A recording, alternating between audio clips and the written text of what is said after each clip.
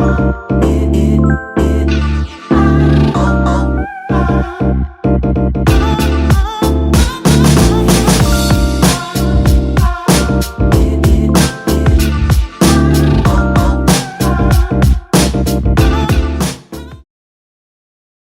back, viewers.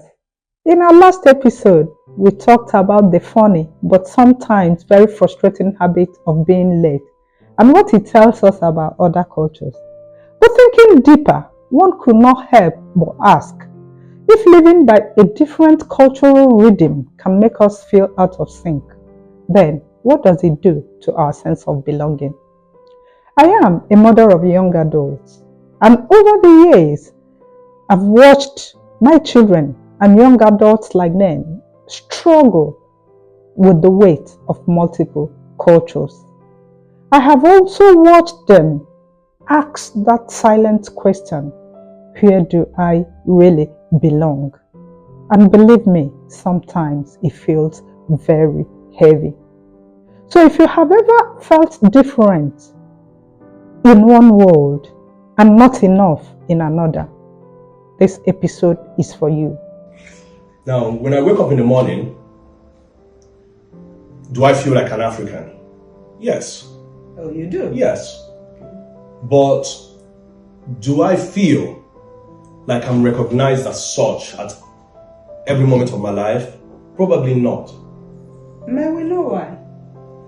Because when I am somewhere like Italy, Spain, or the UK, I'm a black man and I'm an African.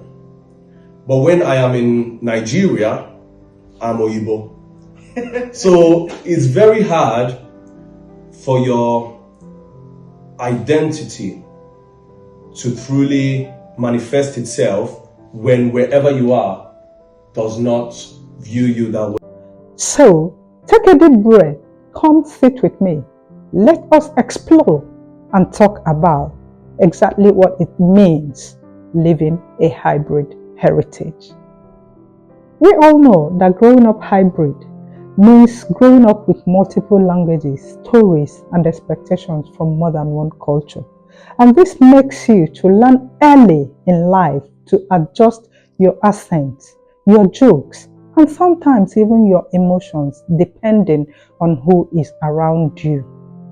And you begin to question yourself, am I living true to my culture? Am I enough for my family? Do I fit in with my friends? Where do I really belong?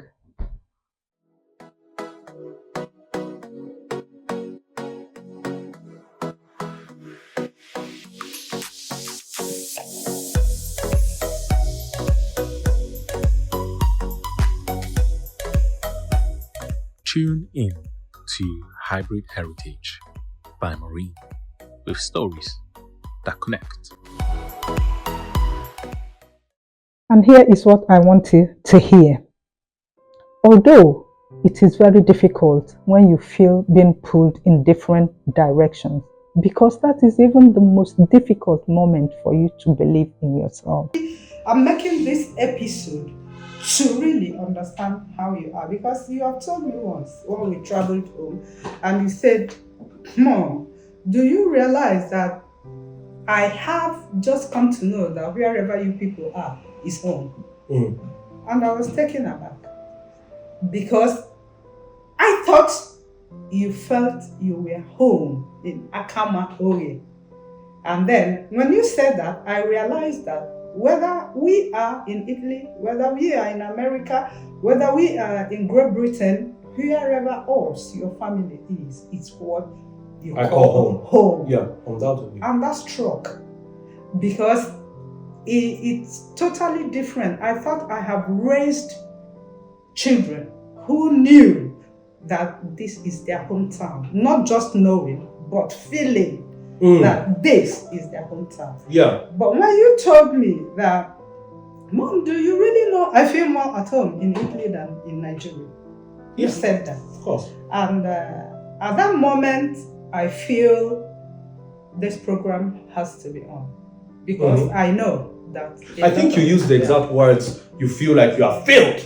as a parent. Is it not what you said? Actually, yes. Yeah. Yes, and this is where this program Started. started. Okay. And this is where, because I felt like being a Nigerian, being born in Nigeria, I did not realize that you have your growth here. Mm-hmm. And I was feeling like you are feeling the same way I am.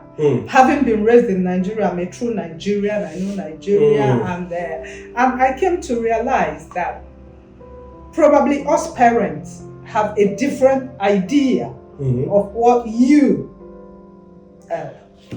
I don't think it's a different idea. I think sometimes parents struggle to put themselves really and truly in their children's shoes. So, for example, the things that you come to, like when we were having this conversation, I asked you, Mom, okay, what is it that you enjoy about Nigeria? If you were to really break it down, because I asked you as well, you said you feel at home there. And you told me, well, when I go through Desert Streets and I turn left, I remember that is where I did my christening. I remember the street where I got married. I remember the street where my mom used to take me as a kid to buy ice cream. I remember that my sisters used to do all the chores and they used to think I'm spoiled because I don't do anything. Is that? So all those memories, unfortunately, we didn't get to build them in Nigeria. So we do not get to have that same level of emotional attachment to Nigeria as you would. Now, does it mean we haven't gone a few times and enjoyed it? Yes, we have. But for a place to be more than a holiday, it literally needs to be more than a holiday. And it's just like, and I'm not blaming you per se for this because I don't feel like I'm really missing.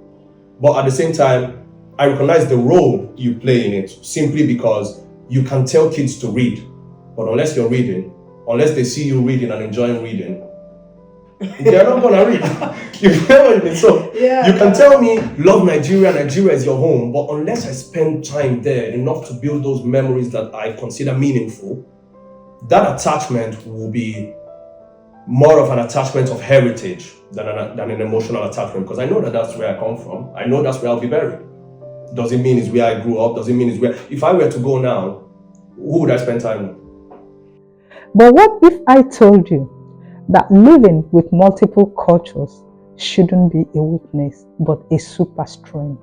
Because every layer of your identity, every culture you navigate, every story you carry turns you into someone unique, builds you into someone powerful, teaches you resilience and empathy, teaches you to see the world in many perspectives.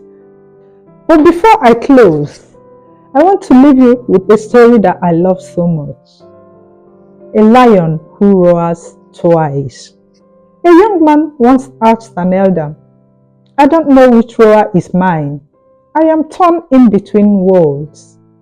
And the elder smiled and said, a lion with two roars makes the earth tremble twice. Your voices, your cultures, your truth, your stories, they do not compete, they strengthen you. So roar in all of them, and the earth will listen.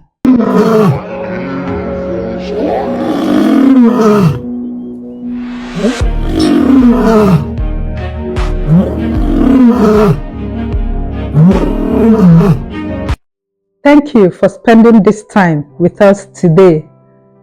To keep this alive and entertaining, please share in the comment section which part of this episode touched you deeply. Until next time, roar proudly.